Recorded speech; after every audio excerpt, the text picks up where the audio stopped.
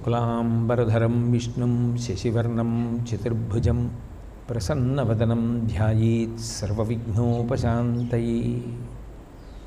गुरुर्ब्रह्मा गुरुर्विष्णुः गुरुर्देवो महेश्वरः गुरुः साक्षात् परं ब्रह्म तस्मै श्रीगुरवे नमः।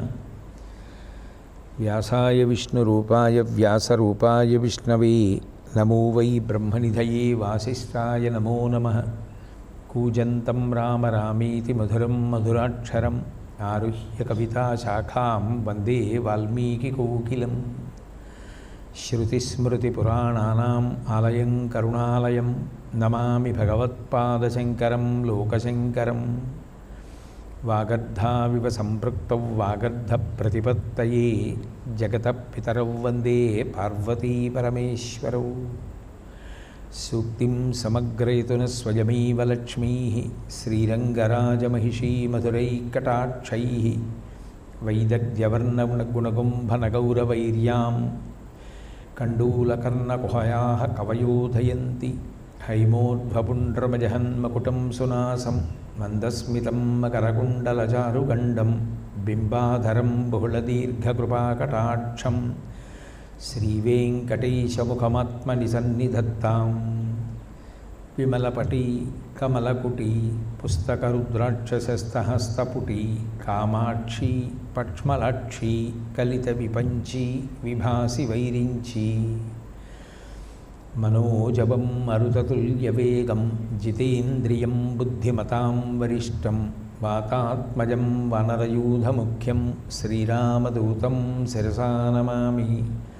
आपदामपहर्तारं दातारं सर्वसम्पदां लोकाभिरामं श्रीरामं भूयो भूयो नमाम्यहम्। सिन्दूरारुणविग्रहां त्रिनयनां माणिक्यमौलिस्फुरत्तारानायकशेखरां स्मितमुखीं आपीनवक्षोरुहां पाणिभ्याम् अळिपूर्णरत्नचषकं रक्तोत्पलं बिभ्रतीं सौम्यां रत्नघटस्थरक्तचरणां ध्यायेत् परामम्बिकाम्। हरि ओं।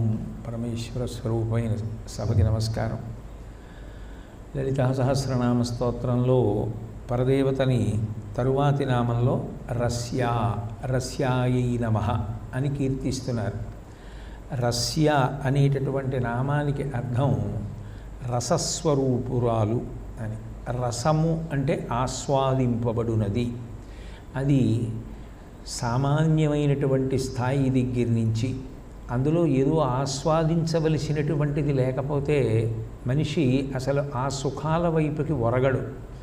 కాబట్టి విషయ సుఖముల యందు కూడా కొంత రసం ఉంటుంది, ఆస్వాదించవలసినది ఉంటుంది. కానీ విషయ సుఖములు అన్ని వేళలా కూడా అభ్యున్నతి హేతువులు కావు. అందున ఎప్పుడూ విషయ సుఖముల యందు మమకారం ఉండడం, విషయ సుఖములు అందుబాటులోకి లేకపోయినా మనసుని భగవంతుని యందు నిలబెట్టగలిగినటువంటి ప్రజ్ఞ ఏర్పడడం అంత తేలిక విషయం కాదు. కాబట్టి విషయ సుఖముల యందు కూడా రసము ఉండవచ్చు. కానీ భగవంతుడు నిజమైనటువంటి రసస్వరూపుడు. రసము అంటే బ్రహ్మానందము అని అర్థం చేసుకోవాలి. ఇక దానిని మించి అనుభవించడానికి ఆనందమే ఉండదు. అటువంటి సాక్షాత్ బ్రహ్మానంద స్వరూపిణి అయినటువంటి తల్లియే ఆ జగన్మాత.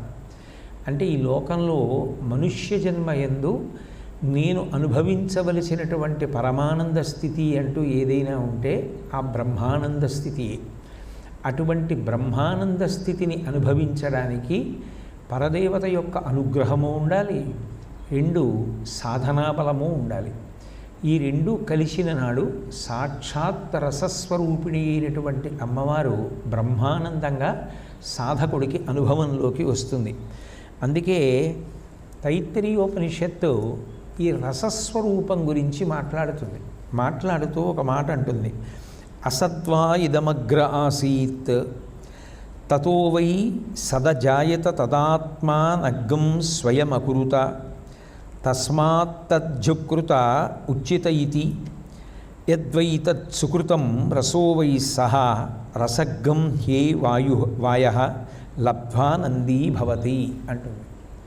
రసోవై సహా, ఎవరు నిజానికి రసస్వరూపుడు, ఎవరు ఆ బ్రహ్మానంద స్వరూపం అంటే భగవంతుడే బ్రహ్మానంద స్వరూపం.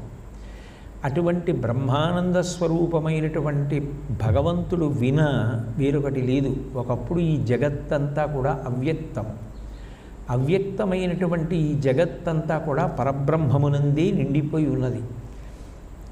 ఆయనే కామేశ్వర స్వరూపాన్ని పొంది మహాకామాన్ని పొంది ఒక్కడుగా ఉన్న నేను అనేకమగుదునుగాక అని సంకల్పం చేసి ఈ జగత్తునంతటినీ కూడా సృష్టించాడు. ఈ జగత్తునంతటినీ సృష్టించినటువంటి పరమాత్మ రాశీభూతమైనటువంటి రసస్వరూపం, రసఘనము. అందుకే కృష్ణ పరమాత్మ గురించి మాట్లాడుతూ రసోవై సహ అంటారు. ఈ జగత్తు పరమాత్మ కన్నా భిన్నం కాదు. ఆయన లేకుండా ఈ జగత్తు ఉండే అవకాశం లేదు. విశ్వం విష్ణు, నిజానికి విశ్వమే విష్ణువు, విష్ణువే విశ్వము. అందుకే అంతర్బహిష్యతత్ సర్వం వ్యాప్య నారాయణ స్థిత, ఆయన లేనిది ఆయన కానిది ఏదీ లేదు.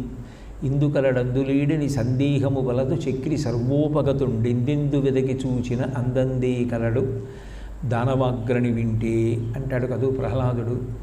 నువ్వు జాగ్రత్తగా పరిశీలించి చూస్తే పరబ్రహ్మము ఇందులో మాత్రమే ఉన్నాడు, ఇందులో లేడు అనేటటువంటి మాటని అన్వయం చేయడం కుదరదు. ఆయన దృశ్యతే శ్రూయతే పివా, కంటికి కనపడుతున్నటువంటి సమస్త పిపీలికాది పర్యంతము పరివ్యాప్తమై ఉన్నాడు. చెవికి వినపడుతున్నటువంటి సమస్త శబ్దముల యందు అంతర్లీనంగా ఉన్నాడు. అటువంటి పరమాత్మ ఈ జగత్తుగా ఉంటే నిజానికి మీరు ఎక్కడ వెతకాలి ఆయన్ని? కొత్తగా ఇన్ని వెతికే అవకాశమే ఉండదు. ఎక్కడ తెలుసుకోవాలి అంటే ఆ ఆనందము ఎక్కడ నుంచి ప్రస్ఫుటం అవ్వాలి అంటే ధ్యానమునందు తనలో నుంచే అది పైకి ఉబకాలి. జల ఊరింది అంటారే, అట్లా ఆనందమన్నది ఎందుకు కలగాలి అంటే తనలో నుండి పైకి రావాలి. అంతేకాని ఒక వస్తువు యొక్క స్పర్శ చేత కలిగిందనుకోండి, అది విషయ సుఖము, అది సంతోషము, అది కొంతసేపు మాత్రమే ఉంటుంది. ఆనందం అలా కాదు, అది సాక్షాత్ భగవత్స్వరూపమై ఉంటుంది. దానికి వస్తువుతో సంబంధం ఉండదు. కేవలంగా ఏమిటంటే లోపల ఉన్నటువంటి ఆ భగవంతుని యొక్క గుణము పైకి ఉబికితే ఆ లోపల ఆనందమే పైకి వ్యక్తమైతే అదే బ్రహ్మానందముగా సాధకుడు అనుభవిస్తాడు. అట్లా అనుభవించినప్పుడు ఆయన ఏది ఉపాసన చేసి పొందుతున్నాడు బ్రహ్మానందాన్ని అంటే నిజానికి తన యథార్థమైనటువంటి స్వరూపం ఏదో ఆ స్వరూపాన్ని ఉపాసన చేస్తున్నాడు. నేను అన్నప్పుడు కేవలముగా ఏదో సప్తధాతువులతో ఏర్పడినటువంటి ఈ శరీరము నేను కాదు. మరి ఏది నేను అంటే ఈ సప్తధాతువుల కన్నా అతీతంగా, పంచభూతముల కన్నా అతీతంగా ఎప్పుడూ ఉండేటటువంటి నేను నేను అని అనబడుతున్నటువంటి ఈ హృదయ కుహరములోనే నివసించి ఉన్నటువంటి పరమాత్మ స్వరూపమేదో అది నేను. అప్పుడు తత్వమసి, తత్వం అసి, అది ఇది అయ్యున్నది అని జీవుడు తన యథార్థ స్వరూపాన్ని తాను పరిశీలనం చేసి ఉపాసన చేస్తే తన యథార్థ స్వరూపం తనకి అవగతమై ఈ వచ్చి వెళ్ళిపోయే శరీరం ఏదున్నదో, ఏది వికారములు పొందుతోందో, ఏది అవస్థలు పొందుతోందో అది కాదు నేను. దాని ద్వారా పొందుతున్నటువంటి సుఖాలు ఏ ఉన్నాయో అవన్నీ కూడా పరిమితి కలిగినవి. అవన్నీ కూడా శరీరంతో పొందేవన్నీ విషయ సుఖములే. మనసుతో కానీ, బుద్ధితో కానీ, శరీరంతో కానీ, ఇంద్రియములతో కానీ అనుభవించేటటువంటి సుఖములన్నీ విషయ సుఖములు అనబడతాయి. అట్లా సుఖాన్ని అనుభవించాలి అంటే బయట ఆ విషయము ఉంటే తప్ప, ఆ విషయముతో మీరు సంగమును పొంది అనుభవించానన్న భావన మీకు కలిగితే తప్ప మీకు ఆ సుఖము కలగదు. నాకు ఒక మధుర పదార్థం తినాలి అనిపించింది అనుకోండి, ఒక మధుర పదార్థం ఉండాలి. ఆ మధుర పదార్థం ఉన్నంత మాత్రం చేత నాకు సుఖం కలగదు. దాన్ని చేత్తో పట్టుకుంటే కలగదు, దాన్ని చూస్తే కలగదు. దాన్ని నేను నోట్లో పెట్టుకోవాలి. నా నాలుక మీద ఉన్నటువంటి రసాంకురములు దాని రుచి చెప్పాలి. నేను దాన్ని నవిలి మింగిన తరువాత నేను ఆ మధుర పదార్థాన్ని తిన్నా అనేటటువంటి సుఖానుభూతిని నేను పొందుతాను. అంటే బయట ఉండేటటువంటి విషయములతోటి సంపర్కము ఉంటే తప్ప సుఖము నిలబడదు. అది మనసు, ఇంద్రియములు, బుద్ధి, శరీరము వీటితో అనుభవించేటటువంటి ఏ సుఖమైనా పరిమితికి లోనై ఉంటుంది. మనసుతో అనుభవించేటప్పుడు మళ్ళీ ఆ వస్తువు ఎందుకండి, వస్తువు అక్కర్లేదు కదా అని మీరు అనొచ్చు. కానీ మనసుతో ఏదైనా ఒక సుఖాన్ని మీరు పొందాలి అంటే అది సుఖము అన్న భావన ఒకటి మీకు ఏర్పడి ఉండాలి, అది తెలిసి ఉండాలి.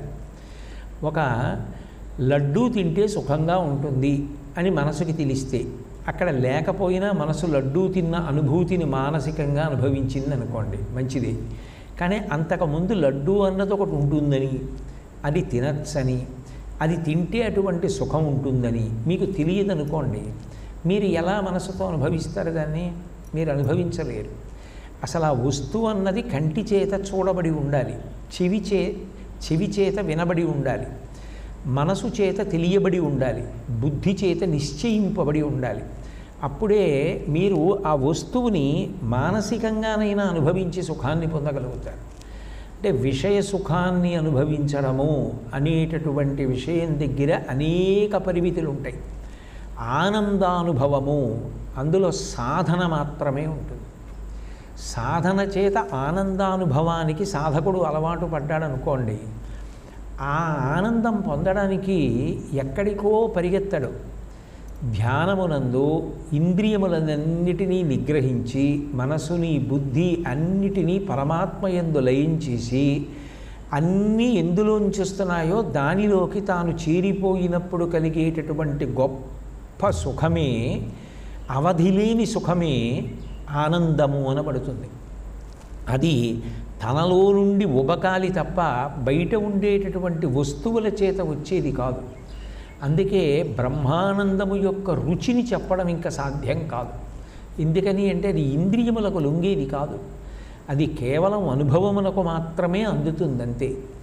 అది అట్లా ఎవరు పొందగలరు అంటే అసలు అట్లా ఉంటుందని తెలిసి సాధన చేసేటటువంటి లక్షణం ఉన్నవాడెవరో వాడు ఆ పరదేవత యొక్క అనుగ్రహ విశేషం చేత ఏదో ఒకనాడు అటువంటి బ్రహ్మానంద స్థితిని పొందగలిగినటువంటి స్థితికి చేరుకుంటాడు.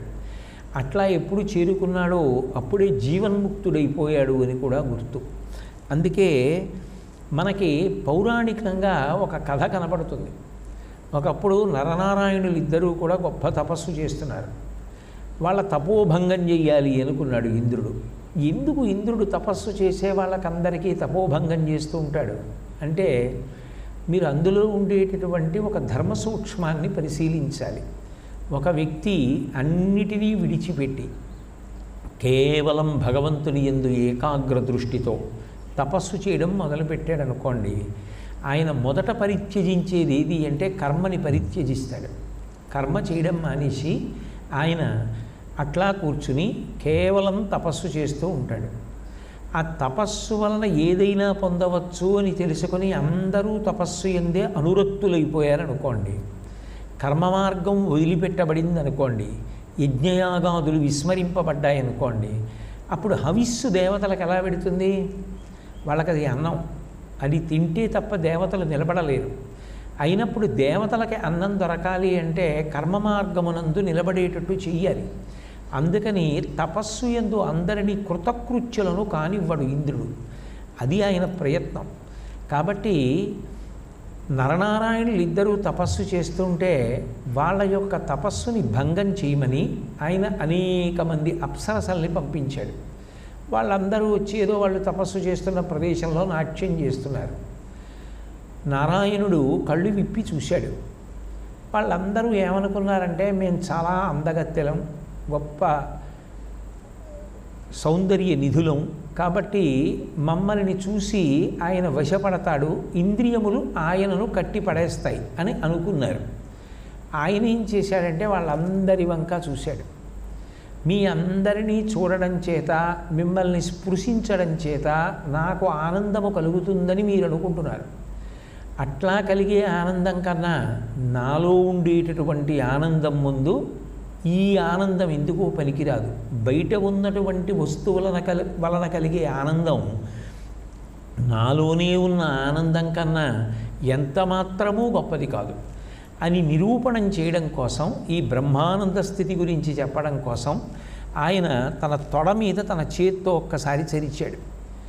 ఆయన ఊరువులు అంటే తొడల మీద చరిచేటప్పటికే అందులోంచి ఒక స్త్రీ ఉద్భవించింది.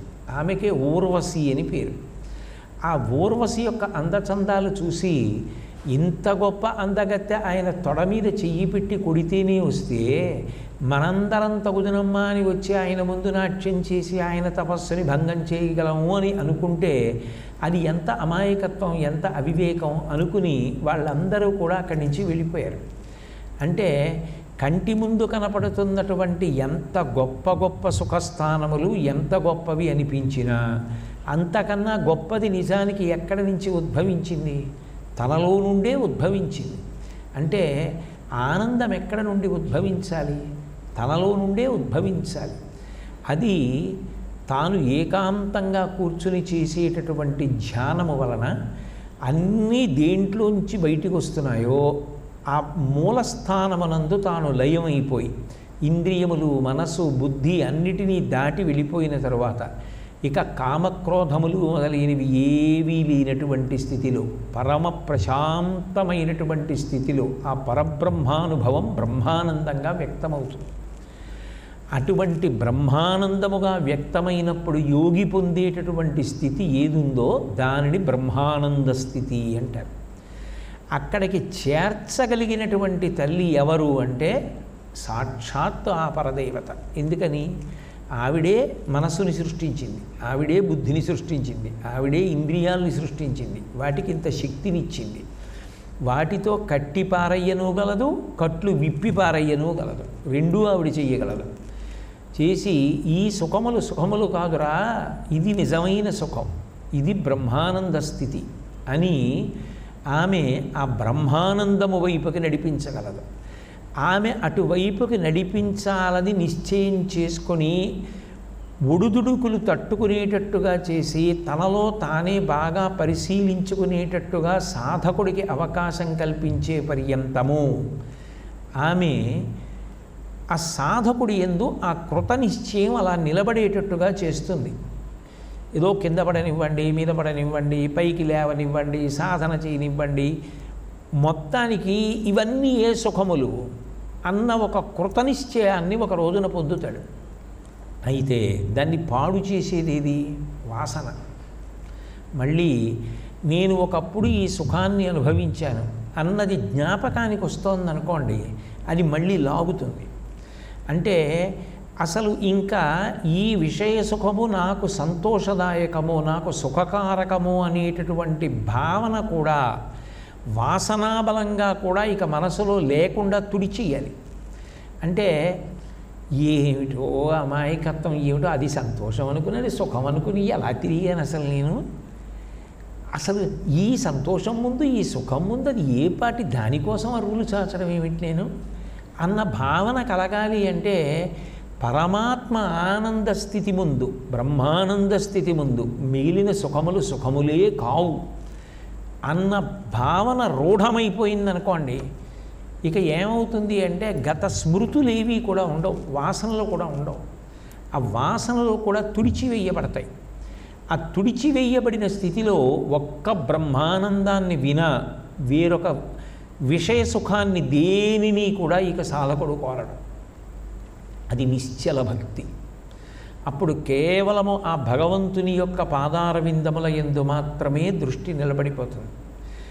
అక్కడ వరకు పైకెక్కాలి అంటే కింద పడ్డం, మీద పడ్డం ఇవన్నీ లేకుండా మాత్రం సాధ్యం కాదు. ఇవి ఉండాలి, ఇవి ఉంటాయి కూడా జీవితంలో. ఈ ఉత్థాన పతనాలు ఉంటాయి. అయితే అవి క్రమక్రమంగా పరిశీలనకి ఎంత విడుతుంటే అంత బాగా పరదేవత వైపుకి ఒరిగిపోతూ ఉంటాడు. అంత తీవ్రంగా ఒరిగిపోతూ ఉండడమే చివరికి ఏమైపోతుందంటే అన్ని విషయ సుఖాలకి తాను దూరంగా జరిగిపోవడానికి కారణమైపోతుంది. ఆ క్రమం గురించి భగవద్గీతలో కృష్ణ పరమాత్మ పరమాద్భుతమైనటువంటి రీతిలో అనేక అధ్యాయములలో వివరిస్తాడు. అయితే ఈ రసస్వరూపాన్ని అందుకునేటటువంటి ప్రక్రియ గురించి సాధ్యమైనంత సూక్ష్మంగా ప్రతిపాదించడానికి ప్రయత్నం చేసేటప్పుడు నేను ఒక 3 శ్లోకాలతో ప్రయత్నం చేస్తాను. ఆయన భగవద్గీతలో కృష్ణ పరమాత్మ అంటాడు, ధూమేనా వ్రియతే వహ్ని యథా దర్శోమలీన చ యథోల్బేనావృతో గర్భ తథా తేనేదమావృతం అంటాడు. లోపల ఆత్మ లేని వాళ్ళు ఎవరూ లేరు. ఎక్కడో లేదా ఆవిడ ఇక్కడే వెలుగుతోంది, దివ్య కింద వెలుగుతోంది లోపల. ఆవిడను ఆధారం చేసుకునేగా అన్ని ఇంద్రియాలు పనిచేస్తున్నాయి. నానాఛిద్రఘటోదరస్థిత మహాదీప ప్రభాభాస్వరం జ్ఞానం యస్యతు చక్షురాదికరణద్వారా బహిస్పందతే జానామీతి తమేవ భాంతమనుభాత్య తత్సమస్తం జగత్ తస్మై శ్రీ గురుమూర్తయే నమ ఇదం శ్రీ దక్షిణామూర్తయే అంటారు శంకర భగవత్పాదులు దక్షిణామూర్తి స్తోత్రంలో. లోపల ఉన్నటువంటి ఆ తల్లి యొక్క కాంతి, ఆ చైతన్యం ఇంద్రియాల మీద పడితే ఇంద్రియాలు పనిచేస్తున్నాయి. అయినప్పుడు ఆ లోపల ఉన్నది ఎందుకు తెలియట్లేదు? ఎంతసేపు కన్ను చూస్తోంది, చెవి వింటోంది, ఆ ఇంద్రియములు చేసేటటువంటి పనుల చేత ఆకర్షితుడవడమే కానీ ఈ ఇంద్రియము పనిచేయడానికి ఏ శక్తి ఆ శక్తిని కటాక్షిస్తోంది? ఆ కంటికి కన్ను చూస్తోంది అంటే కన్ను చూసేటట్టు చేసే శక్తి ఒకటి ఉంటుంది కదా, అది ఏది? ఇప్పుడు నేను ఇందులో మాట్లాడుతుంటే మీ అందరికీ కూడా గట్టిగా వినపడుతోంది. అలా గట్టిగా వినపడేటట్టు చెయ్యడానికి ఇందులో ఏదో శక్తి ఉంది కదా. ఏది ఆ శక్తి? ఏ శక్తి కంటిని చూసేటట్టు చేస్తోంది? ఏ శక్తి చెవిని వినేటట్టు చేస్తోంది? ఆ శక్తి ఎక్కడో బయట లేదు. ఆ శక్తి, ఆ మూలస్థానం ఇక్కడే కూర్చొని. దానికి అవస్థలు లేవు, దానికి జాగృతి లేదు, స్వప్నం లేదు, సుషుప్తి లేదు, దానికి బాల్యం లేదు, యవ్వనం లేదు, కౌమారం లేదు, వార్ధక్యం లేదు, మృత్యువు లేదు. అది శాశ్వతం. అది ఒకనాడు ఉండేది, ఒకనాడు లేనిది కాదు. దేహినోస్మిన్ యథా దేహే కౌమారం యవ్వనం జరా తథా దేహాంతర ప్రాప్తి ధీరస్తత్ర ముహ్యతి. శరీరానికి అవస్థలు ఉంటాయి, పడిపోతుంది, జీవుడు కొత్త శరీరం తీసుకుంటాడు.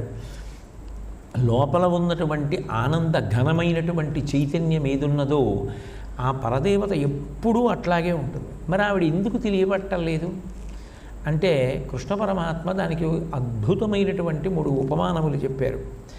ధూమేనా వ్రియతే వహ్ని, మంట ఉంది కానీ కనపట్టాల. ఎందుకని? పొగ ఆవరించి ఉంది. పొగ చేత ఆవరింపబడినటువంటి మంట ఎట్లా స్పష్టంగా కనపడదో అట్లా. రెండవది దర్శోమలీనచ, అద్దం ఉంది, అద్దం నిండా ధూళి పట్టేసింది. అప్పుడు అటువంటి ఆ అద్దం ఏదైతే ఉందో ఆ అద్దము మన యొక్క ప్రతిబింబాన్ని స్పష్టంగా చూపించగలుగుతుందా? చూపించలేదు. అందుకని ఆదర్శో మలీనచ, ఆ అద్దము ధూళి చేత ఆవరింపబడి ఉంటే మన ప్రతిబింబాన్ని సరిగ్గా చూపించలేనట్లు. అద్దానికి చూపించగలిగిన శక్తి ఉంది కానీ ఎందుకు చూపించలేకపోతుంది? దాని మీద ధూళి ఆవరించేసింది. అలాగే గర్భస్థమైనటువంటి శిశువు మావి చేత కప్పబడి ఉన్నట్టు యథోల్బేనావృతో గర్భ తథా తేనేదమావృతం. లోపల ఉన్నటువంటి చైతన్యము పరదేవత, ఆ ఆత్మ అసలు అనుభవం అన్న దానిలోకి రాకుండా అజ్ఞానము కామక్రోధముల రూపంలో కప్పుతోంది. ప్రధానమైనది ఏది అంటే కామము. నిరంతరము విషయముల యందు ఉండేటటువంటి అనురక్తి, దాని వలన ఏర్పడేటటువంటి క్రోధము. అది ఎప్పుడెప్పుడు తీరలేదో అప్పుడప్పుడు కోపం వస్తూ ఉంటుంది. అవి 2 అక్క చెల్లెళ్ళు. ఆ కామము ఏదైతే ఉందో అది అసలు భగవంతుని యొక్క ఆనందమును పొందడానికి అవకాశాన్ని ఇవ్వడం కానీ, వెనక్కి వెళ్ళే అవకాశం కానీ, ఆ మూలస్థానమును చేరుకోగలిగినటువంటి అవకాశాన్ని కానీ కల్పించదు. ఎందుకంటే గీతాచార్యుడే ఒక చోట ఓ మాట అంటాడు, అది విపరీతమైనటువంటి ఆకలి. ఎంత ఆకలి అంటే లోకంలో ఎవరికైనా ఆకలి ఇస్తే పదార్థం తింటే కడుపు నిండి ఆకలి తీరుతుంది. కామం అనేటటువంటి ఆకలికి ఉన్న లక్షణం ఏమిటంటే ఎంత తింటే అంత పెరుగుతుంది తప్ప అది తిని తీరేది కాదు. అందుకే అది చాలా చిత్రమైనటువంటి ఆకలి కలిగినది అన్నాడు ఆయన. మీరు ఎంత అనుభవిస్తుంటే ఇంకా అంతగా అనుభవించు అనుభవించు అనుభవించు అంటుంది తప్ప అనుభవించావు కదా అని ఎప్పుడూ అనదు. అది అట్లా తృప్తి పొందనివ్వదు జీవుణ్ణి. అది దానికి ఉండేటటువంటి లక్షణం. అప్పుడు ఏమవుతుంది అంటే దాని తీవ్రమైనటువంటి ఆకలికి తగినంత మేత పడనప్పుడల్లా, అది తీరనప్పుడల్లా, అది తీరకపోవడానికి వీళ్ళు కారణము అని ఏదో ఒక కారణాన్ని ఎంచుకుని వాళ్ళ మీద కోపం పొందేటట్టుగా చేస్తుంటారు. ఇది అధిగమించడమే సాధన. ఇది మనసు యొక్క ఆట, ఇది ఆట ఆడుతోంది, నేను లొంగను, నేను ఈ ఆటకి వశపడను. నువ్వు కోపం పొందమని చెప్తున్నావు, నేను పొందను. నేను కోపం పొందకుండా నేను ప్రశాంతంగా ఉంటాను. చూడు, పొందుతానేమో. నువ్వు అన్నట్టు నేనేం పొందను. నేను పరమ ప్రశాంత చిత్తంతో ఎంతో సంతోషంగా వ్యవహరిస్తాను. నేనేం దుఃఖానికి వశపడను అని ఎంతో కష్టపడి సాధన చెయ్యడం ప్రారంభం చేస్తే గెలుచుకుంటూ రావలసినవి అంతఃపరిశీలనం చేత ఇంద్రియాణి మనోబుద్ధి అస్యాధిష్టానముచ్యతే ఏతైర్విమోహయత్యేష జ్ఞానమావృత్యదీహినం. ఈ కామమునకు స్థానములేవి. ఇది వేటి ద్వారా ఎప్పుడూ విషయ సుఖాల యందు ఒక తుఫాన్లో చిక్కుకున్నటువంటి పడవ ఎలా ఉంటుందో అలా ఇక ఊపిరి తీసుకోవడానికి అవకాశం ఇవ్వదు. అలా తిప్పుతూ ఉంటుంది. ఎంత గొప్ప నావికుడైనా పెద్ద పెద్ద కెరటాలు వస్తున్నాయి అనుకోండి, చాలా పెద్ద కెరటం, ఒక పక్క ఈదురుగాలి, హోర్న వాన, ఆకాశంలో మెరుపులు పిడుగులు, కటిక చీకటి, సముద్రం, అంత కెరటం వచ్చినప్పుడు అది ఎంత పెద్ద నౌక అయినా అలా పైకి లేచిపోతుంది. అది వెళ్ళిపోగానే మళ్ళీ అంత కిందకు పడిపోతుంది. మళ్ళీ ఇంకో కెరటం వస్తే అంత లేస్తుంది. మళ్ళీ పక్క నుంచి ఒకటి కొడితే ఇటు పక్కకి ఉరుగుతుంది. పైనుంచి పడుతున్న వాన నీళ్ళ లోపలికి వచ్చేస్తుంటాయి, ఓ పక్క మునిగిపోతూ ఉంటుంది. అప్పుడు సమర్థుడైన వాడైనా నావికుడు ఏం చేస్తాడు? ఆ ఓడని ఏం నడుపుతాడు? ఎట్లా సాధ్యం? కామమనేటటువంటి ఉద్రేకము, ఆ తుఫాను అలా ఉంటుంది, జీవుణ్ణి ఊంచుకోనివ్వదు. అది అట్లా కదిపేస్తుందంటే పడవని. అది భగవంతుని వైపుకి ఒరగనివ్వదు, అసలు ఆ ఆలోచన రానివ్వదు, ప్రశాంతంగా ఉండే అవకాశం ఇవ్వదు. కోపం వచ్చేస్తే నేను ఎందుకు కోపపడుతున్నాను కాబట్టి నేను ఇప్పుడు ఈ కోపాన్ని నిగ్రహించగలిగితేనే సాధనలో నిలబడగలిగిన వాడను, లేకపోతే నేను సాధనలో నిలబడలేకపోతున్నానన్నమాట. ఇది ఎవరో వైఫల్యం చెందడం కాదు, నేను వైఫల్యం చెందుతున్నాను కాబట్టి నేను పొందడానికి వీల్లేదు, నేను ఈ పరిస్థితిని అధిగమించి నిలబడతాను అని కృతకృత్యుడు కాగలిగితే అది సాధన. అందుకే ఆ కామస్థానములేవి ఇంద్రియాణి. ఇంద్రియాలు ఏం చేస్తాయంటే చూడు చూడు చూడు అంటాయి. చెవి విను విను విను అంటుంది. శరీరం ముట్టుకో ముట్టుకో ముట్టుకో అంటుంది. ముక్కు వాసన చూడు వాసన చూడు వాసన చూడు అంటుంది. నాలుక తాగు తిను తాగు తిను అంటుంది. అయినా అస్తమానం నువ్వు అడిగినప్పుడల్లా ఇవన్నీ తేవడమే నా పని అనుకున్నావా అని నిగ్రహించుకొని నిలబడడం అలవాటు కాగలిగితే, ఇంద్రియాల్ని ఒక్కదాన్ని కాదు ఇన్నిటిని తప్పించుకోవడం అంత తేలికైన విషయమా? ఇంద్రియాణి బలిష్టాని ననియుక్తాని మానద. ఇంద్రియాల్ని అణచడం అంత తేలిక విషయమేం కాదు. అవి చాలా ఉన్నట్టు మనసు ఏం చేస్తుంది? మధురంగా తాను గతంలో పొందినటువంటి సుఖాన్ని జ్ఞాపకానికి పదే పదే పదే పదే తీసుకొచ్చి ఏమిటో ఏమిటో ఏమిటో అని నిస్పృహ కల్పిస్తుంటుంది. దాన్ని దాటి భగవత్ కార్యమునందు ఉత్సాహాన్ని నిలబెట్టుకుంటూ ఉండాలి. అదే ఉండవలసిన విధానం కాదు. నువ్వు ఉత్సాహంతో నిలబడి భగవత్ కార్యమునందు మమేకము కావాలి అని తనకి తాను హెచ్చరిక చేసుకుని నిలబడగలగాలి. బుద్ధి చాలా జాగ్రత్తగా ఎప్పటికప్పుడు లోపలికి పరిశీలనం చేసుకుంటూ నిష్కారణ కోపం వస్తోందంటే తొక్కి పట్టగలగాలి, పరిత్యజించి వెళ్ళిపోవాలంటే వెళ్ళిపోగలగాలి. అలా నిలబడగలిగినటువంటి ప్రజ్ఞ బుద్ధి యందు అంకురిస్తే ఇంద్రియాణి మనోబుద్ధి అస్యాధిష్టానముచ్యతే. కామమునకు ఇవన్నీ స్థానములు. ఒక్కటే సముద్రం, కానీ ఆ ఒక్క సముద్రంలోని అన్ని అలలు, అంత గాలి, పైనుంచి వాన, ఉరుములు, మెరుపులు, పిడుగులు, చీకటి, ఇన్నీ కలిపి ఒక ఓడని ముంచుతున్నట్టే ఇన్ని కలిపి ఒక్క జీవుణ్ణి ఊపేస్తూ ఉంటాయి. ఇన్ని ఊపేస్తూ ఉంటే ఏమైపోతుంది? అసలు లోపల ఉన్నవాడికి, ఆ నావికుడికి ఏమైనా బుర్ర తోస్తుందా? అంతెత్తున పడవ లేచిపోతే ఆ చివరి నుంచి ఈ చివరికి దొల్లుతాడు. మళ్ళీ అంత పైకి లేస్తే ఇట్నుంచి అటు దొల్లుతాడు. ఇట్నుంచి అటు ఉరిగిపోతుంటే భయంతో ఇట్నుంచి అటు కొట్టుకుపోతూ ఉంటాడు. అన్ని నీళ్లు లోపలికి వచ్చేస్తుంటే ఉప్పు నీళ్ళలో తేలిపోతూ ఉంటాడు. ఒక పక్క భీతి, పడవ ఏమైపోతుందో తెలియదు, పగిలిపోతూ ఉంటుంది. కటిక చీకటి, మెరుపులు, మధ్య మధ్యలో ఏదో కనపడుతూ ఉంటుంది. చుట్టూ మహాసముద్రం.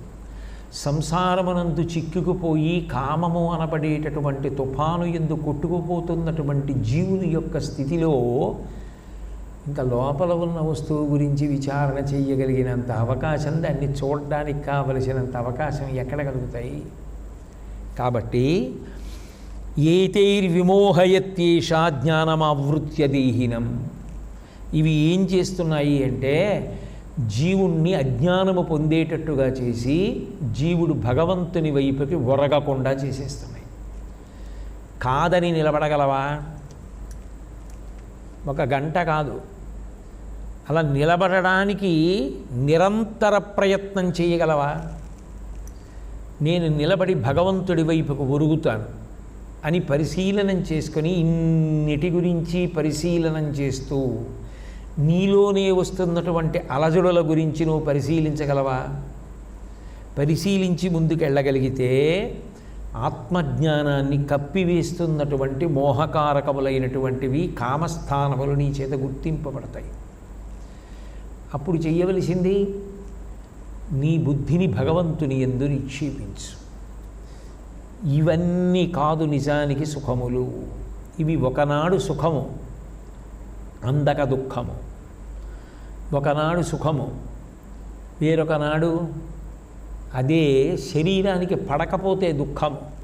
ఒకనాడు తీపి తిన్నావు, మధుమేహం వచ్చింది, అదే నీకు విషమైంది. ఒకనాడు పులుపు తిన్నావు, రక్తపోటు వచ్చింది, అదే నీకు విషమైంది. ఒకనాడు కొవ్వుతో ఉన్న పదార్థం తిన్నావు, ఆ తర్వాత ఏదో రోగం వచ్చింది, అదే విషమైంది. ఒకనాటి సుఖము, వేరొకనాటి దుఃఖము. ఒకనాడు విషయమును అనుభవించడానికి శక్తి ఉంది, ఒకనాడు విషయమును అనుభవించడానికి శక్తి లేదు. జ్వరం వచ్చింది, ఎక్కడుంది శక్తి? ఏం తింటావు? లేదు. కాబట్టి వీటన్నిటికీ పరిమితులు ఉన్నాయి. పరిమితి లేనిది నేను ఎప్పుడూ పొందగలిగినటువంటిది, నన్ను ఒడ్డెక్కించగలిగినది, దానికి అంతులేనిది, అవ్యయమైనది, పూర్ణమైనది, నాలో నుండే పైకి ఉబికేది, దాని యందు నేను మునక వేయవలసినది, నాకు పరమ సురక్షితమైనది భగవంతుని యొక్క పాదములను ఆశ్రయించుటయే. అక్కడ భక్తితో మొదలుపెట్టి అది భక్తికి ప్రధాన స్థానం. అక్కడ మొదలుపెట్టి అందులో ఉన్న రుచిని తెలుసుకుంటాడు. తెలుసుకుని అందులో ఆనందం అనుభవిస్తున్నా గీతాచార్యుడు ఒక మాట చెప్పాడు. మనసు ఏం చేస్తుందయ్యా అంటే, ఇప్పుడు నువ్వు సంతోషంగా ఉన్నావు, ఆనందంగా ఉన్నావు, బాగుంది అని నువ్వు సంతోషంగా తిరుగుతున్నా అదును కోసం ఎదురు చూస్తూ ఉంటుంది మనసు.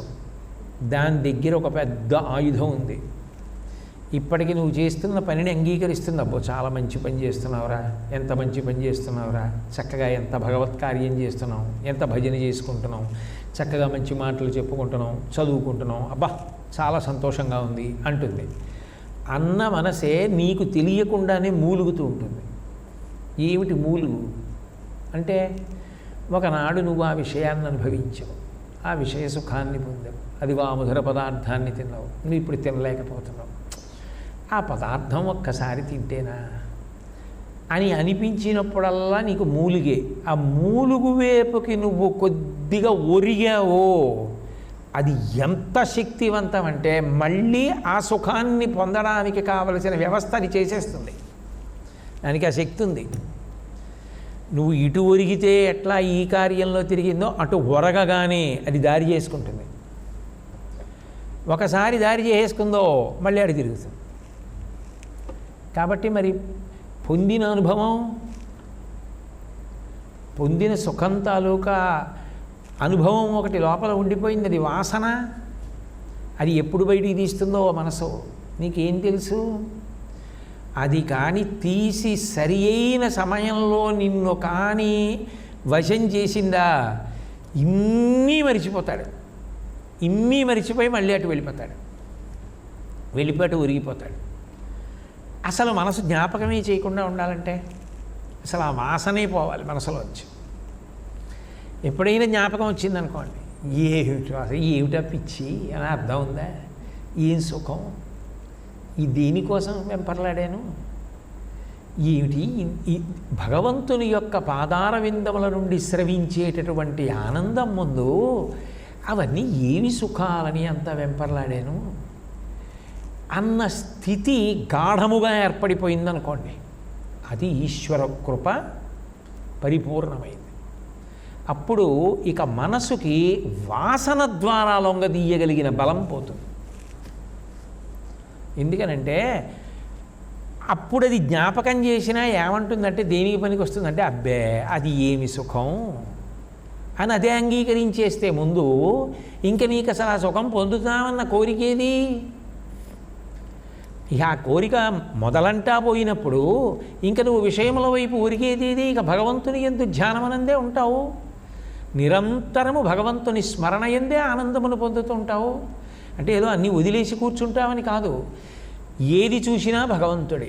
అన్నిటా భగవంతుణ్ణి దర్శనం చేసి ఆనందం పొందడం అలవాటైపోతే అది రసహ. అప్పుడు ఏ రసంలోంచి ఏ రసంలోకి వెళ్ళావు? విషయ సుఖముల వలన పొందుతున్నటువంటి రసములోంచి అసలైన రసములోకి ప్రవేశించావు. అది బ్రహ్మానందము. ఆ రసము ఈశ్వర స్వరూపము. రసోవై సహా, అది ఆవిడే. ఆ బ్రహ్మానంద స్థితి. అక్కడికి ఒకసారి చేరిపోయిన తర్వాత మనసు సిగ్గుపడిపోతుంది. ఎప్పుడైనా జ్ఞాపకం వచ్చిందనుకోండి, మళ్ళీ అది తిను అందో చాలా సిగ్గుపడిపోతుంది. అసలు అలా ఎలా అడిగానరా, అలా ఎలా అనుభవించి, అది సుఖమని నాకు ఎలా అనిపించింది అంటుందంతే. ఆ స్థితికి వెళ్ళిపోయింది అనుకోండి, మనసు గెలవబడిందని గుర్తు. అప్పుడు ఇక కన్ను చూసిన, చెవి విన్న, చర్మం ముట్టుకున్న దాని వలన ప్రతిస్పందన యందు ఆ సుఖాన్ని ఇక మనసు కోరదు, ప్రతిపాదించదు. ఎందుకంటే దానికన్నా పెద్దది ఒకటి ఉంది, అది శాశ్వతము, అది గొప్పది అని అంగీకరించి లొంగిపోతుంది. ఆ స్థితికి వెళ్ళాలంటే దానికి పరమేశ్వరుడే కారణం అవ్వాలి. అక్కడ మీరు బాగా పట్టుకున్నారని నేను అనుకుంటున్నాను. ఆ వాసన కూడా తొలగిపోవాలి. లేకపోతే మీరు ఎంత పైకి ఎక్కినా మళ్ళీ ఆ వాసన కిందకి లాగుతూ ఉంటుంది. ఆ వాసన కూడా నిశ్శేషంగా వెళ్ళిపోయింది అనుకోండి, ఇక లేదు అనుబంధం. ఇక విషయంతో సంబంధం లేదు మీకు. ఇక విషయంతో మీకు సంబంధం ఎప్పుడైతే తెగిపోయిందో ఏర్పడిపోయిన అనుబంధం భగవంతుడు ఒక్కడితోటే. అప్పుడు ఆ రసమునందే ఐక్యమైపోతాడు. అదే మోక్షం. దాని గురించే గీతాచార్యుడు చెప్తూ పరమాద్భుతమైనటువంటి విషయాన్ని ప్రతిపాదన చేస్తాడు. ఈ రసహ అన్న మాటనే వాడతాడు. విషయా వినివర్తంతే నిరాహారస్య దేహినః రసవర్జ్యం రసోప్యస్య పరం దృష్ట్యా నివర్తతే. ఎలా పోతుంది మరి మనసుకి ఆ వాసన? ఎందుకు పోతుంది అంటే అదే వివేక చూడామణి అంటారు శంకరులు. చూడామణి అంటే శిరస్సు యందు ధరించేది. వివేకం ఏర్పడుతుంది, అది ఈశ్వర కృపతో ఏర్పడుతుంది. ఏది వివేకము అంటే ఒక్కటే, నిత్యానిత్య వస్తు వివేకము. ఏది నిత్యము, ఏది అనిత్యము, ఏది శాశ్వతంగా ఉంటుంది, ఏది శాశ్వతం కాదు, ఏది అశాశ్వతం, ఏది కాలంలో ఉండే అవకాశం లేదు, ఏది ఎప్పుడూ నీతోనే ఉండే అవకాశం లేదు. అలా జారిపోయావుగా ఒకప్పుడు. తర్వాత కూడా జారకుండా ఉంటావని ఏమిటి నమ్మకం? ఆ వస్తువుతో అట్లాగే ఉంటావు, అట్లా పొందుతావు అని ఏమిటి హామీ నీకు? అన్నప్పుడు నిత్యమైనదేది భగవంతుడు ఒక్కడే, అనిత్యమైనదేది జగత్తంతా. మిగిలినది ఏది మీరనండి అనిత్యమే. అనిత్యము అదే అయినప్పుడు మీకు నిత్యమైన సుఖం అది ఇలా ఇస్తుందనుకుంటున్నారు? ఏది ఆలోచించినా అక్కడికి వచ్చేస్తాడు. అదే నిత్యము కాదు. ఇక నాకు దాని వలన నిత్యమైన ఆనందం ఎక్కడిది? భార్య కానివ్వండి, బిడ్డలు కానివ్వండి, విషయములు కానివ్వండి, ఏ చెవుల ద్వారా, ముక్కు ద్వారా, కంటి ద్వారా, స్పర్శ ద్వారా, నాలుక ద్వారా అనుభవించేవి ఏవైనా ఇవి శాశ్వతములు కావు. శాశ్వతము కానిదేదో అది నాకు శాశ్వతమైన ఆనందమును ఇవ్వలేదు. ఏది శాశ్వతమో అది ఒక్కటే నాకు ఇవ్వగలదు. కాబట్టి ఈ అశాశ్వతమైనటువంటి శరీరంతో, అశాశ్వతమైన శరీరాలతో ఉన్న సంగముతో అనుభవించే విషయసుఖములతో నాకు అనురక్తి లేదు అన్న భావన ఏర్పడిపోయిందనుకోండి, అది అకస్మాత్తుగా మొదటికి తుడిచేస్తుంది. అది ఎప్పుడు ఏర్పడుతుంది అంటే చెప్పలేము. అది భగవతి యొక్క అనుగ్రహం. ఆ అనుగ్రహం కలిగిందనుకోండి అంతే, తుడిచేస్తుంది. అందుకే రాగి కాక విరాగి కాడు, కామి కాక మోక్షకామి కాడు. ఏది ఎందుకు తిప్పుతుంది మనం చెప్పలేము. ఆవిడ తిప్పి ఏం చేస్తుంది అంటే అకస్మాత్తుగా అతివేగంతో పరిగెత్తించేస్తుంది. అతివేగంతో పరిగెత్తించేసి నిత్య వస్తువు ఎందు నిలబెట్టేస్తుంది. ఇది కదా నిత్యం. అనిత్యానికి ఎందుకు పరిగెడుతున్నావు? వద్దు. నిత్య వస్తువు ఎందు నిలబడు. తీవ్రానురక్తి ఏర్పడిపోతుంది. అప్పుడు ఇక మనసు చెలించదు, మనసు కదలదు, కోరదు, ప్రతిస్పందించదు, అసలు దాని గురించి తహతహయే ఏర్పడదు. అప్పుడు దానికి ఇంకా జ్ఞాపకం, అది చెలించడం, అది గుర్తు తెచ్చుకోవడం, కోరుకోవడం ఇవన్నీ ఎక్కడున్నాయి? ఇప్పుడు వాసనలన్నీ కూడా నిశ్శేషముగా తుడిచివేయబడ్డాయి. అది ఆవిడ అనుగ్రహం కలిగిందనుకోండి ఒక్క క్షణంలో ఏర్పడవచ్చు. మనం చెప్పలేము. మహాత్ముల యొక్క జీవితాలన్నీ అంతే. ఆవిడ ఎందుకు చేస్తుంది మనకి తెలియదు. ఆవిడ ఒక్క క్షణంలో అన్నింటినీ తుడిచేసి నిస్సంగిని చేసేసి అన్నిటితోటి సంగము తెంపేసి బ్రహ్మమునందు మాత్రమే అనురక్తి ఉండిపోయేటట్టుగా చేసేస్తుంది. అట్లా చేసినటువంటి కారణం చేత వాసనలు కూడా అణిగిపోతే అప్పుడు లోపలి ఆనందముతో తాదాత్మ్యత చెందుతాడు. ఇప్పుడు దానికి ఇంకా పైవాటితో స్పర్శ లేదు. లోపలే నిత్యమైన వస్తుస్మరణముల చేత ఎప్పుడు నిత్యం నిత్యం నిత్యం ఎప్పుడు ఉండేది, ఎప్పుడు ఉండేది, ఎప్పుడు ఉండేది, ఎప్పుడు ఉండేది. ఆ వివేకంతో అదే పట్టుకుని ఆ ఆనంద రసఝరిలో తేలిపోతుంటాడు. అట్లా చెయ్యగలిగినటువంటి తల్లి ఎవరో ఆవిడ రస్యా. కాబట్టి రస్యాయై నమః. కాబట్టి కదలికలన్నీ ఆవిడే. కదిపి కదిపి కదిపి కదిపి నిన్ను ఎటువైపుకు కలుపుతోందో నీకేం తెలుసు? ఆవిడికి తెలుసు. ఆవిడ ఏ తీరం చేర్చాలనుకుంటోందో, నిన్ను ఎక్కడికి కలుపుకోవాలనుకుంటోందో, ఎందుకు ఏ కదలికనిస్తోందో ఆవిడికి తెలియాలి. కానీ ఒక్కటి మాత్రం నిజం, ఆవిడ పాదములను పట్టుకున్న తర్వాత అటు ఇటు కదిలినా అది అభ్యున్నతికే పనికి రావాలి తప్ప వేరొక రకంగా మాత్రం ఉండదు. అట్లా చెయ్యగలిగినటువంటి స్థితి ఆ తల్లి యందు ఉన్నది. అంటే ఇంకా ఇంతకన్నా మనిషి జీవితానికి అద్భుతమైన విషయం ఇంకేముంటుంది? అప్పుడు ఇంకా మనిషి ఈ స్థితిని కోరుకోవడం వినా వేరొకటి ఏముంది? మనిషి తప్ప వేరొక ప్రాణి ఏది ఇది కోరుకుంటుంది? అప్పుడు ఆవిడ పాదములు తప్ప వేరొకటి ఏముంది మనం పట్టుకోవడానికి? అసలు దేనికన్నా గొప్ప ఏది? ఆవిడ పాదములు పట్టుకోవడమే. జీవితంలో అన్నిటికన్నా నాకు గొప్పది ఏదైనా ఉంటే ఏది? భగవంతుని యొక్క అర్చనమే. ఆవిడ పాదములు నేను కడగగలిగితే, ఆవిడ పాదాల మీద పువ్వు వెయ్యగలిగితే, ఒక మారేడు దళం వెయ్యగలిగితే, నమస్కరించగలిగితే, తీర్థాన్ని తీసుకోగలిగితే, ప్రదక్షిణం చేయగలిగితే, ఆవిడ సేవలో నా శరీరం డస్సిపోతే చేసిన దాని వలన నాకు అదే జ్ఞాపకానికి వస్తే రాత్రంతా అదే నా జీవితానికి ధన్యం. అప్పుడు నేను ఆ మూలాన్ని వదిలిపెట్టడానికి ఇష్టపడను. ఏది ఏమైనా నాకు అదే కావాలి. ఏ కారణానికైనా సరే అది వదులుకుంటాను అంటే అంతకన్నా అవివేకం లోకంలో ఇంకేమైనా ఉంటుందా? ఎంత జారిపోతున్నావు నువ్వు. ఏది పైకెక్కడానికి సాధనమో దాన్ని వదిలిపెట్టేసుకోవట్లా. అందుకని ఈశ్వర సేవ కన్నా భక్తి కన్నా లోకంలో కోరుకోవడానికి ఉండదు సుమా. ఆమె పాదముల యందు అనురక్తి ఏర్పడమే అంత గొప్ప. అది నిలబెట్టుకునే ప్రయత్నం చేయి తప్ప ఏ కారణానికి దేనికన్నా అది తక్కువ మాత్రం కాదని జ్ఞాపకం పెట్టుకో. ఏ కారణం చేత కూడా నీ అశ్రద్ధ వల్ల కించిత్ పొరపాటు దొరలకుండా జాగ్రత్త పడవలసింది ఏది అంటే భక్తి యందు విస్మృతి పొందకుండా నిలబెట్టుకోవడానికి ప్రయత్నం చేస్తుండడం. ఆ ప్రయత్నంలో కృతకృత్యుడవు కాలేకపోతే మళ్ళీ ఆవిడనే ప్రార్థన చేసి నిలబడాలి. ఎందుకంటే అది ఒక్కటే మనకి శరణ్యం. మనుష్య జీవితానికి ఇంకా అంతకన్నా ప్రధానమైనటువంటిది లేదు కనుక. కాబట్టి ఇవన్నీ అన్యాపదేశంగా ఆ నామంలోకే వచ్చేస్తాయి. కాబట్టి ఆ తల్లి రసస్వరూపిణి. మంగళాశాసనపరై మదాచార్య పురోగమై సర్వైశ్చ పూర్వైరాచార్యై సత్కృతాయాస్తు మంగళం. మంగళం కౌసలేంద్రాయ మహనీయ గుణాత్మనే చక్రవర్తి తనూజాయ సార్వభౌమాయ మంగళం. ఉమాకాంతాయ కాంతాయ కామితార్థప్రదాయినే శ్రీగిరీశాయ దేవాయ మలినాథాయ మంగళం.